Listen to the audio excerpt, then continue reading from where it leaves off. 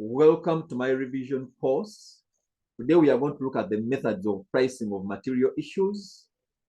We are going to see how we can use the base stock method to come up with the value of closing inventory. This is your tutor, Senior Huntington. Of course, I would like to thank everyone who has subscribed to my YouTube channel.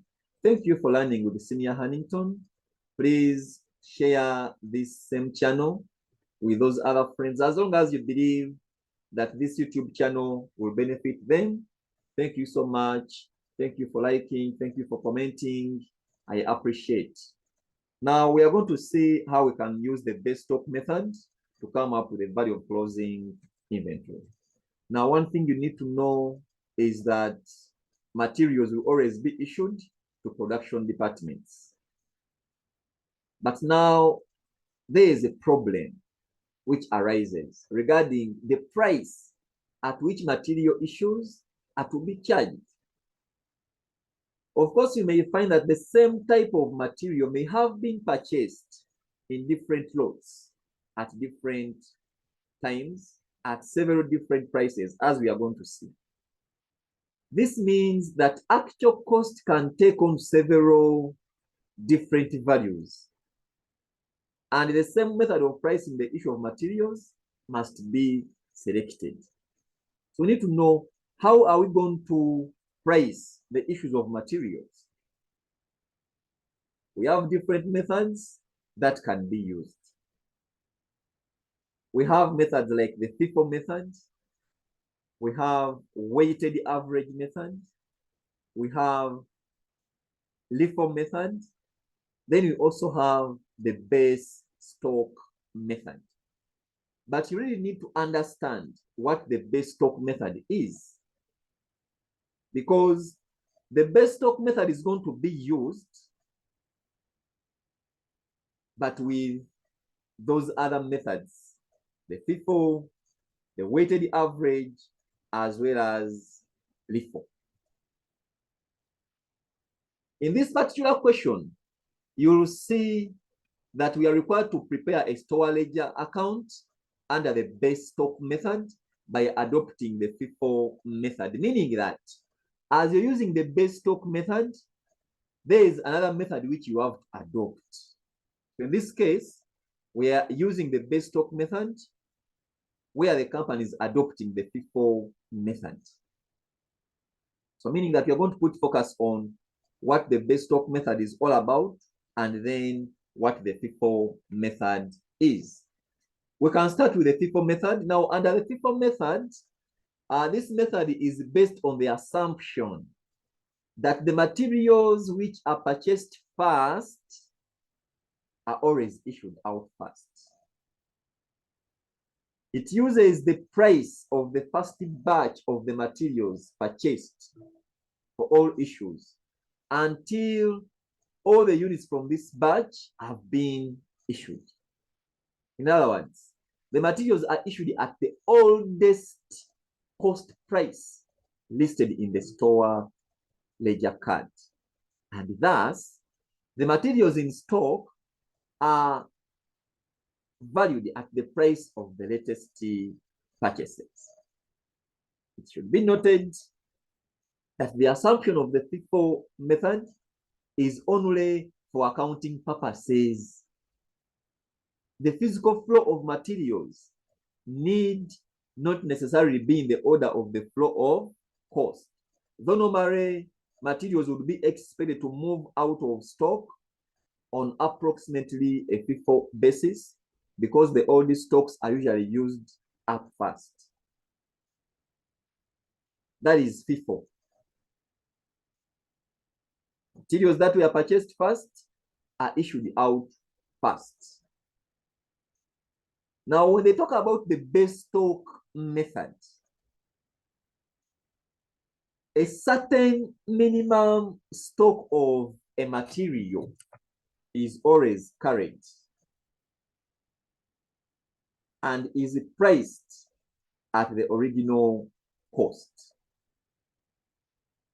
The portion of stock above this level is issued and priced under any of the other methods. In this case, we are using the FIFO method.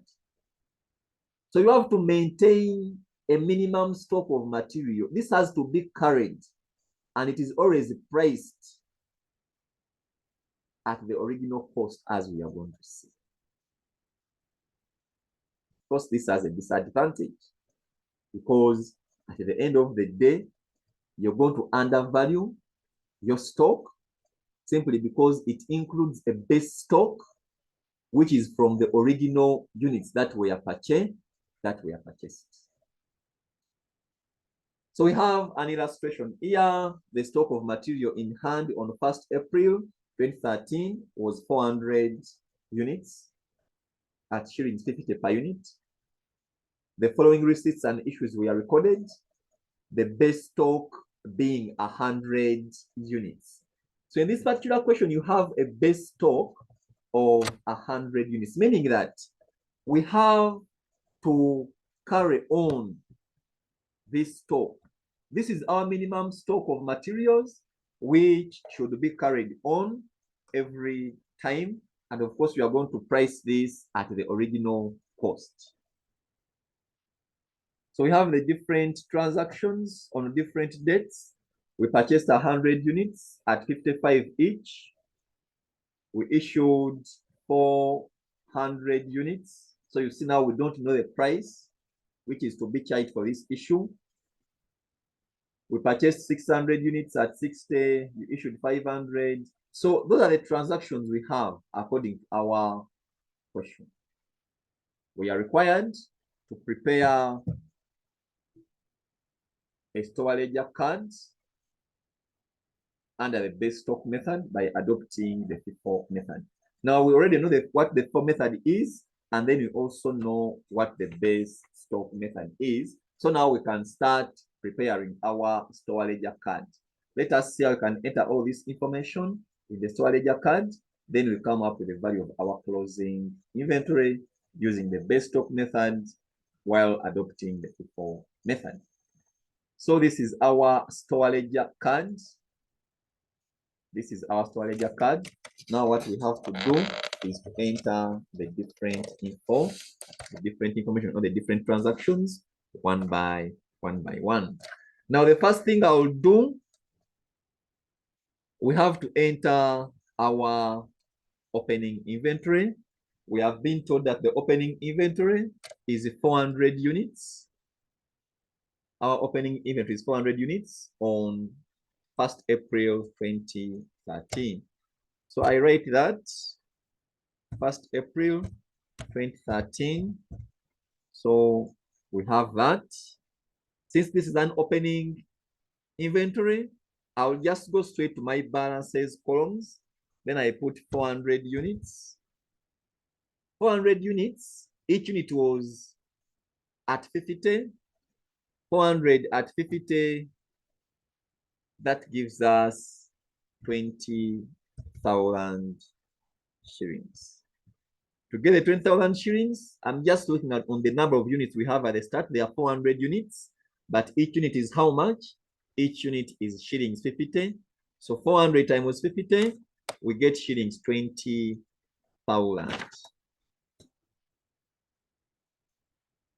Then let us move to the different transactions. Don't forget, your base stock is 100 units. So on 2nd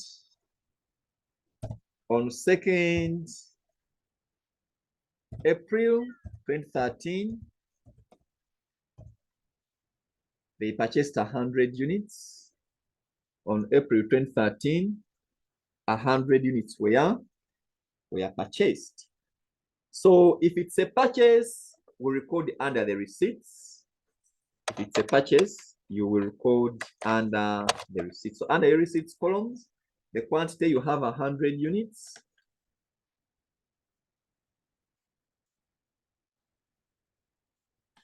We have 100 units, which we are purchased at 55. So under quantity, we have 100 units. The price is 55. So the amount, we simply get our quantity times the price, giving us 5,500. Giving us 5,500.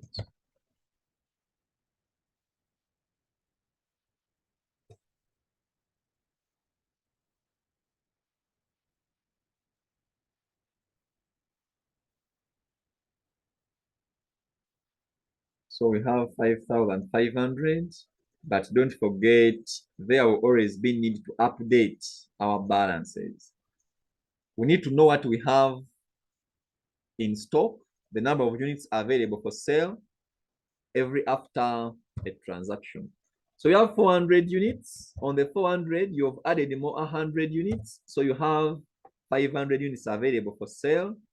And the cost of these units available for sale is the 20,000 plus your 5,500, giving us 25,500.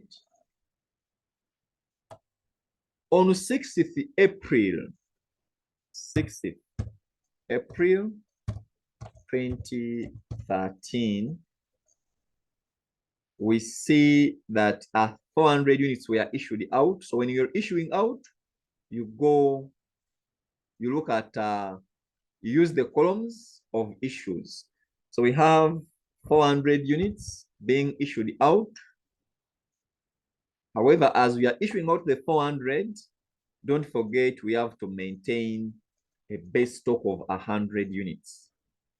Your first in was 400 units. This is your opening number of units. But out of the 400, we cannot issue out all the 400. Yes, we are issuing 400, but we cannot issue out our 400 units. Because under the FIFO method, what you purchased first is what you have to issue out first. Yes, our first in is 400, but we are not issuing out all the 400 units. Why?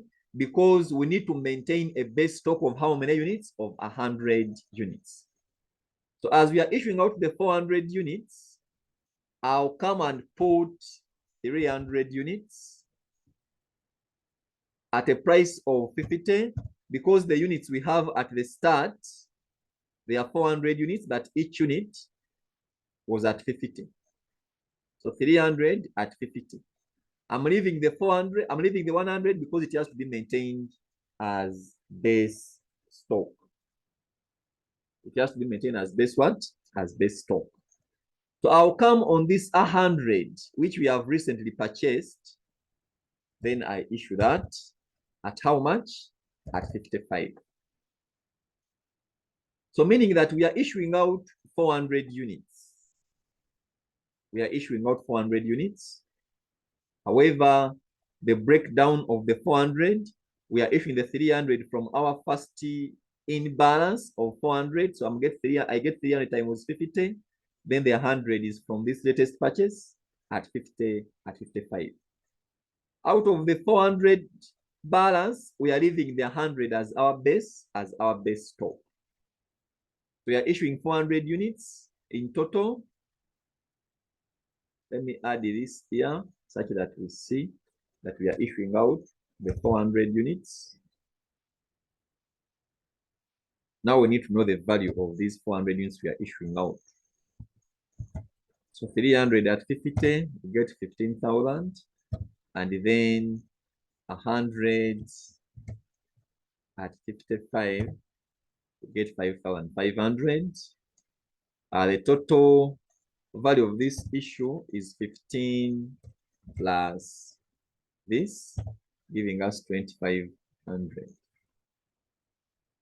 Giving us 25 what? Giving us 2,500.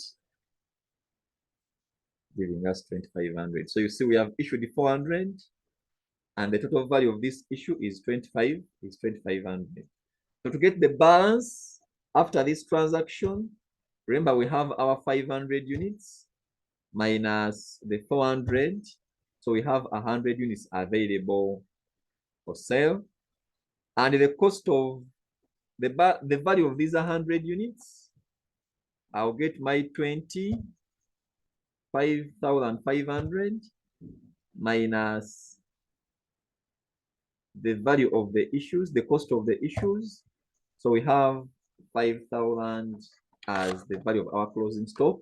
after that issue on 6th of April.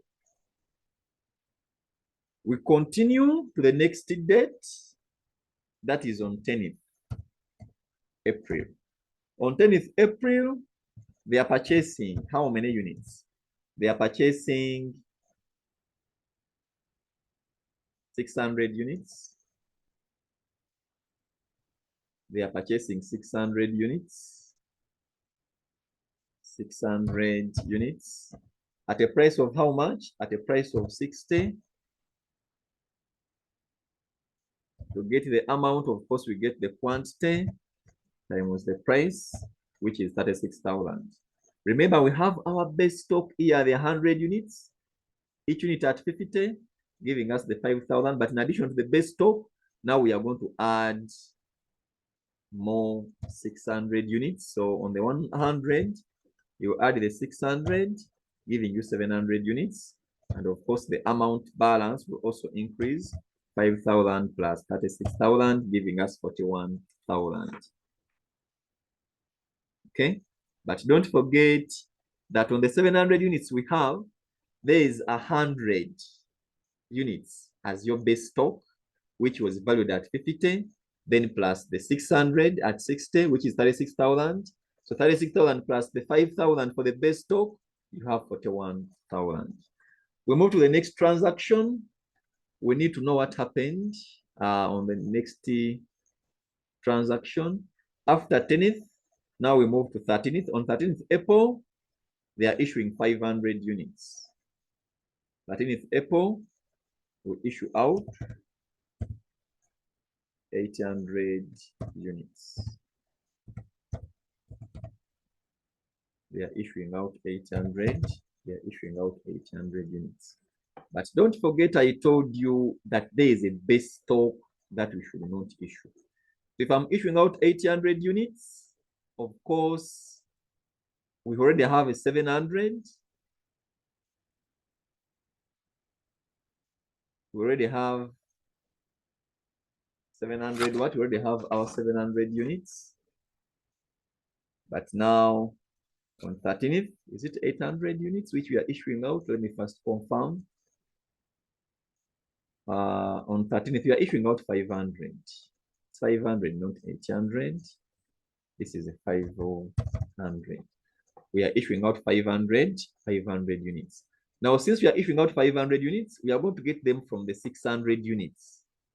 Though we already have a 100 from our balance, but we cannot issue out that because that 100 units, that is your base stock. It has to be carried on. Okay? So meaning that we cannot issue out the base stock. We have to find out our latest purchase. Then we issue from that. So I'll issue the 500 units from these units, which we have purchased on 10th, the 600 units, and each unit is at 60. So to get the amount for the issue, we get our 500 units, and each is at 60, giving us 30,000. Whenever you issue, your stock reduces. On the 700, we remove the 500, we remain with the 200, and the amount is 41,000 minus the 30, giving us 11,000. The 200 units, you have your 100 units, that is base stock at 50. Then you also have the 100 units remaining from these 600 units that we have purchased at 60, making it 11,000. You continue to the next transaction. After this issue, on 13th, they purchased 500 units at 65. So the next date, the next transaction is on 20th April 2013. We purchased 500 units at 65. Of course, we have to get the amount, which is 500 times 65, giving us 32,500. Don't forget, every time you purchase, your inventory increases in quantity as well as value. 200 units which you have, plus the 500 units, you have 700. Then, of course, the amount also increases since you're purchasing. It's 11,000 plus 32,500.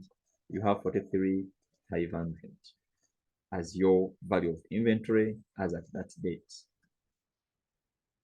After that purchase on 20th, we see that on 25th, they issued out 600 units.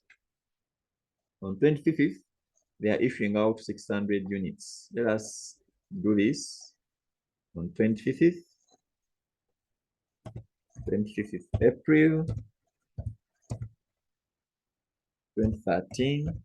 They are issuing out 600 units. Don't forget, when you're issuing out, you record under the columns for the issues. Now, the 600 units which they are issuing out, one thing we need to know is that we already have a base stock which we cannot issue out. On this 600, we have 100 units remaining because we issued out 500. Okay, so I have 100 units which I will issue out at 60. So they will be priced at 60. Then we have to come and get the 500 units from our latest purchase, which is at 65. The base stock of 100 units, that one has to be carried on. So we cannot issue out our base stock. So 100 at 60. This gives us 6,000. Then 500 at 65. That gives us 3,500. So in total, we have issued out the 600 units, though it's a combination of 100 at 60, then 500 at 65. The total price or the total cost of these units we have issued out on this date is 6,000 plus this, giving us 38,500. 38,500 is the cost of the 600 units we are issuing out. But remember, whenever you issue out, your stock in quantity reduces. So 700 minus 600, you get 100. And of course, the amount also has to reduce. 43,500 minus 38,500, you have 5,000. Now you can see that this 5,000 is our best stock. Remember, the best stock, they were 100 units, and each unit is priced at 50. 50 times 100, you have your 5,000 there. We continue to the next transaction after this. Now, the next transaction after the 25th, we see that on 10th, we purchased 800 units at 70. That is 10th May. On 10th May, they purchased 10th May 2013. They purchased 800 units, 70. Don't forget to get the amount. We get our quantity purchased times the price, giving us 56,000. Every time you purchase, your inventory goes up. On the 100 units, you're adding 800. So now you have 900 units available for sale. Then the value of these 900 units, we have the 5,000 plus the 56,000, giving us 61,000. What next after that? After 10th May, we move to 12th May. We are issuing out 500 units. On 12th May, they issued out 500 units.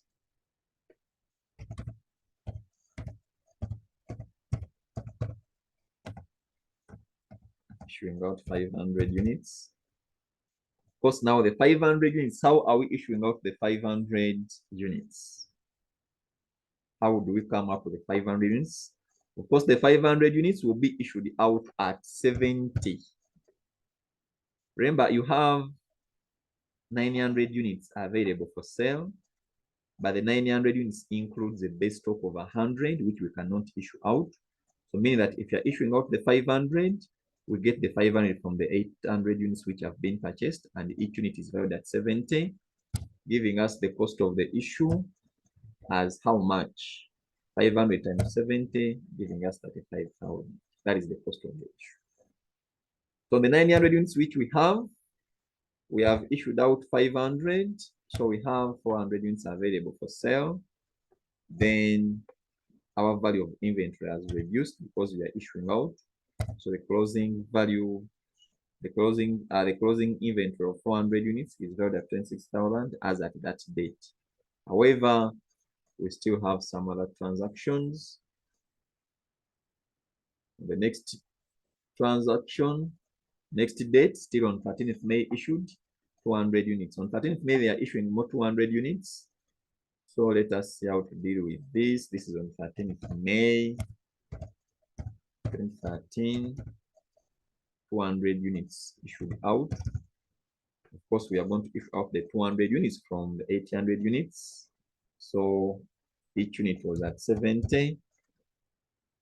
So when I get my 200 at 70, we have 14,000. But don't forget, since we are issuing out, our inventory reduces. Our inventory reduces. The value also goes down. 26 minus the cost of the issues, which is 14.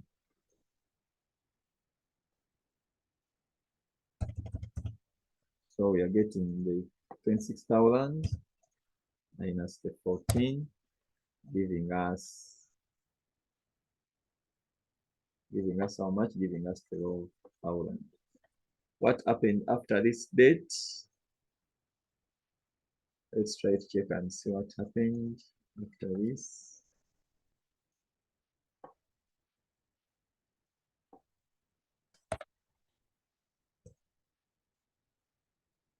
So what happened after? Let's try to check what next after that issue. We purchased on 15th May. They are purchasing 500 units at 75 each.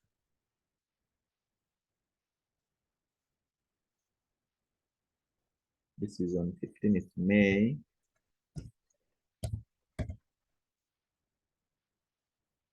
We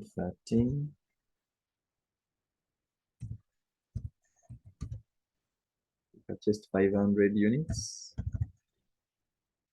at 75 each.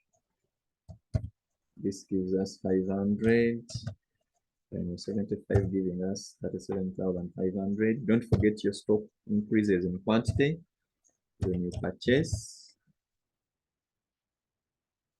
So we have 700 units available for sale. Their value is this. That's 37,500, giving us 49,500. What next after that?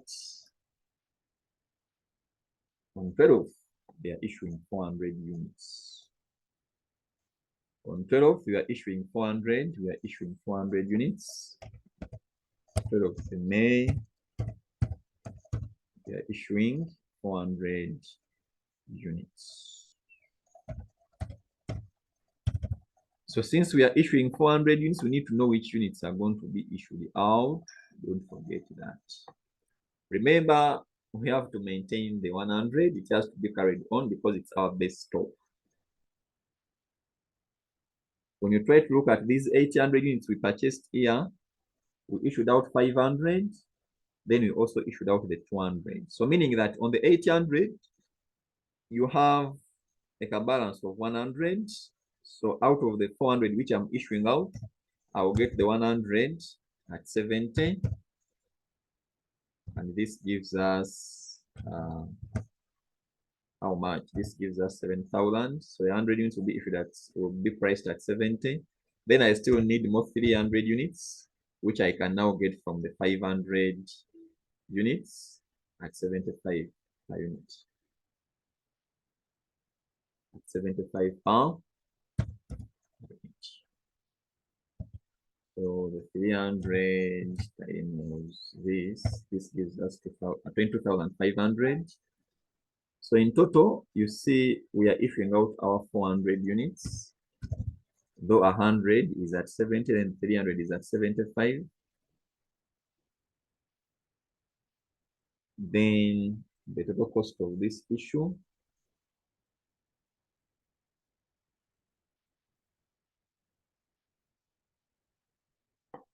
The total cost of this issue is 7,000 plus this, giving us 29,500. But remember, whenever you issue out, your stock in quantity reduces. So 700 minus the 400, we have 300 units available. Then the value of those units, it's 49,500 minus this, giving you 20,000. What happened next after that? Purchase 300 units at shillings 80. That is on 15th. On 15th May 2013, they are purchasing 300 units at 80. You get the amount, we get the units, the quantity, times the price, giving us 24,000. Our stock now increases from 300 to 600. And then the quantity also goes up. It's 20,000 plus the cost of the inventories we have purchased, that is 24, giving us 44,000.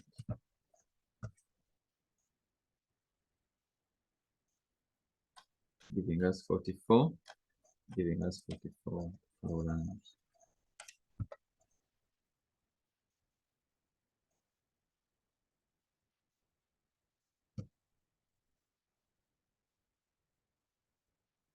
So now we have entered all the different transactions. We have entered all the different transactions, as you can see, meaning that we can come up with the value of our closing inventory. We have the value of our closing. We have the value of our closing inventory. Now the value of closing inventory is 44,000. That is the value of your closing inventory, 44,000. That is the value of your closing inventory, 44,000 units. Your closing inventory value is 44,000 units.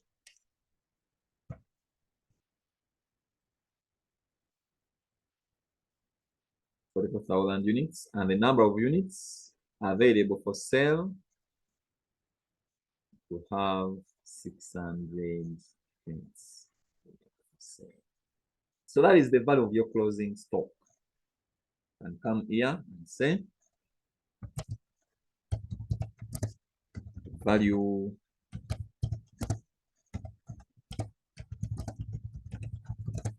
of closing inventory, value of closing inventory is shillings 44,000.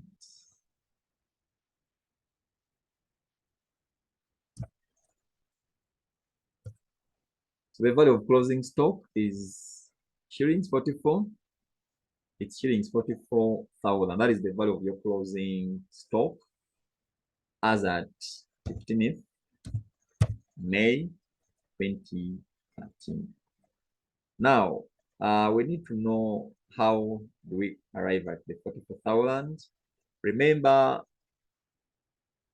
there is a base stock. That's one thing which we need to know. We have our base stock. Our base stock. The base stock, just for proving purposes, the rate, you also need this, and then the amount, just to prove our 44,000.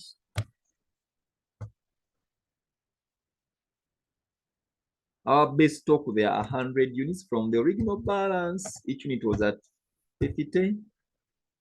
So meaning that this will give us 100 times 50. This gives us 5,000, don't forget. Then now the other units to make the 600. Remember here you had 500 units on this date. On 15th, you purchased 500. But out of the 500, we see we issued out a 300 here. So meaning that now you have 200 units at 75. That is 15,000. Then you also have the 300 units, which you purchased last at 80, giving you how much? Giving you 24,000 shillings. So meaning that here, when you add this plus this plus this, you have 600 units. And their value, you have to get the value of these 600 units.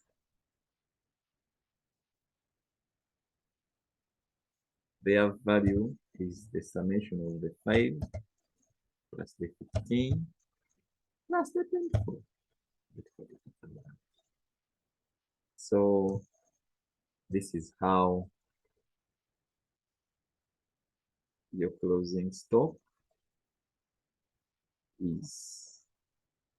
Okay, the amount is in shillings, so these are shillings. So you have 600 units in stock, but their value is 44,000 shillings. So that is your method, the base stock method, while adopting the FIFO method. So the value of our closing stock is 44,000 shillings. But of course, the units we have in stock, you have 600 units. Thank you for watching. Thank you for learning with Senior Huntington. Let's catch up in the next session.